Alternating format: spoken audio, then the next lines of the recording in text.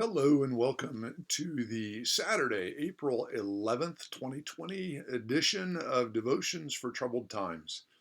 This is the Saturday following Good Friday and preceding Resurrection Sunday. And as we continue to wrestle through the implications of the COVID-19 pandemic and the uncertainty and doubt that confront us, questions like when will the stay-at-home order lift? When will I be able to go back to work? Will my employer still be there when this is all passed? Am I going to lose my home? Will someone that I know, that I love, die because of COVID 19? We don't have answers to those questions. We don't even know when there will be enough toilet paper to go around. This day in the life and ministry of our Lord and his disciples may still offer us a ray of hope in the midst of this darkness. Today, for them, was a day of darkness and despair. From the perspective of Holy Week, Jesus had been crucified yesterday. He was wrapped and buried and sealed in a tomb. And that's where they are. The sorrow, the loss, the confusion.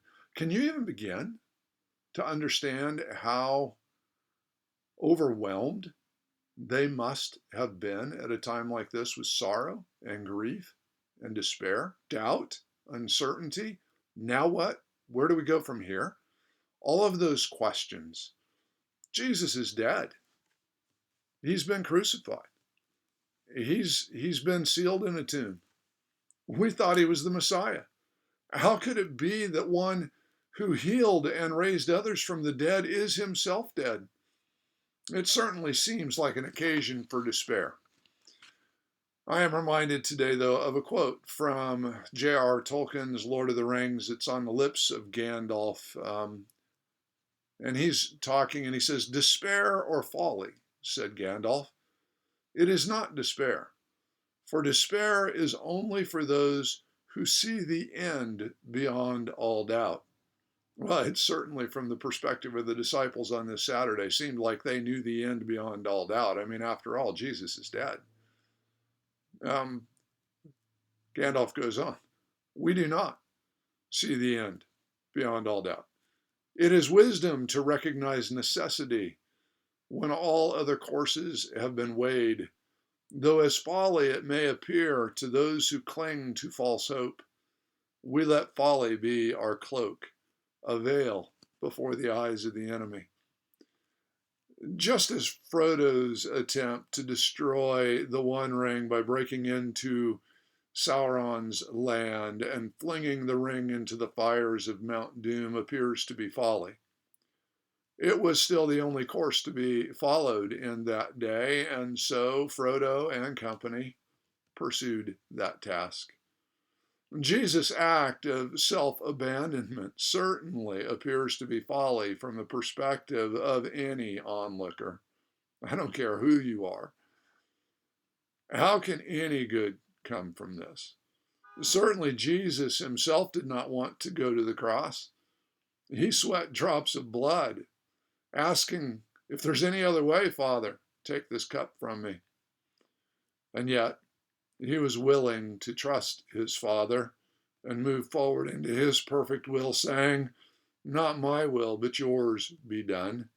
And through this folly, the victory was won. As 1 Corinthians 1:17-18 says, "For Christ did not send me to preach, for Christ did not send me to baptize, but to preach the gospel, and not with words of eloquent wisdom, lest the cross of Christ be emptied of its power.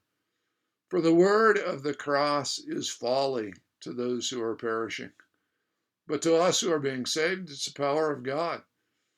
He goes on further in 1 Corinthians chapter 1, and he talks about how this act seems foolish.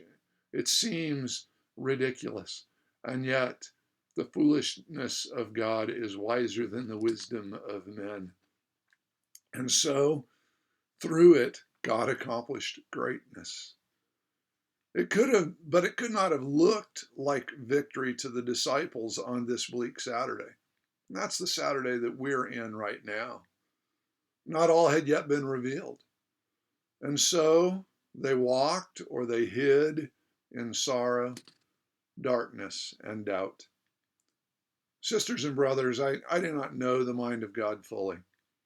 And I certainly wish, even as Frodo did in The Lord of the Rings, that this virus had not come in our time or in my time. But as Gandalf said to Frodo, so do all who live to see such times. But that is not for them to decide. All we have to decide is what to do with the time that is given to us. I, for one, will continue to trust God and keep my eyes and my hope fixed on Him. If He could disarm the rulers and authorities and put them to open shame by triumphing over them in Jesus, specifically through the cross, then He can work in our days to bring good from what seems to be a very dark time and to bring glory to His name through it.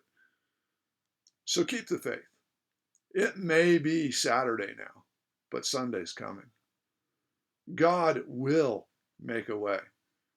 We will get through this one way or another. And it is my prayer that we will get through it by fixing our gaze on Jesus Christ, the author and the perfecter of our salvation. And that we will realize that there is no darkness that hope in Him cannot dispel.